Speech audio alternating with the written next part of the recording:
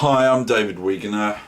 I come to you daily with chess lessons other than that of Sundays. Here we have a position that occurred between myself as white and my opponent black from the Canterbury Chess Club, and I will not divulge names, of course, I cannot do that. But my opponent is a junior and younger than me, of course, so I'm an old guy.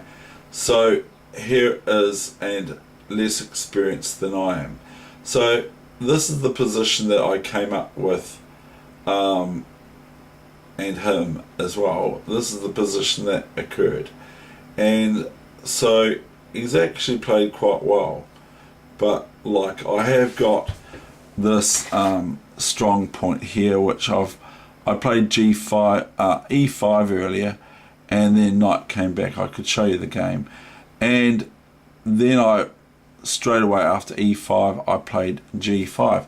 This was a King's Indian defense or King's Indian opening for white, which is quite fun to play. It's just one on move 1 D3, which is one of my favorite openings for white, because it looks like white's not doing anything, but you've got to be very careful with the King's Indian defense to play your black squared bishop out for white at an opportune time, and that has been my difficulty, at least in that actual opening. So here we have the final few moves, which this will not take long, but they are quite instructive. So what black plays now is a bishop d8, and I go from there to complete the game. So we got bishop d8, okay, and because I've got this herald of pawns, this multitude of pawns facing black's camp, I could just play f6 here, but then I would probably lose my pawn on h3 by queen takes, and then black has this position for their rook here, or queen, or knight, or whatever, and they can move their bishop back out here, blah blah blah, all that sort of stuff. So that's not what I actually intend. After bishop d8 I do not do that. I merely now sting black's position with e6, and it's quite interesting anyway, the whole position, because it's very, very difficult for black to do anything apart from now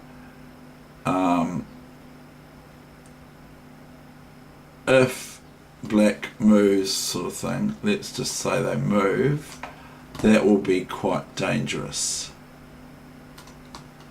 because I would merely have this move, okay, and the best move here I believe would be rook e6. We could test it on the computer, not pawn takes here because of queen f7, queen f7 check, queen takes, pawn takes, and then pawn takes rook as a queen. Whether it's a check or not is another story.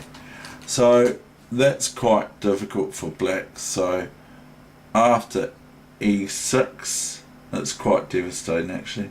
After e6, black is probably compelled, we'll have a look what the engine says, to take the pawn. Yes, that's what they did.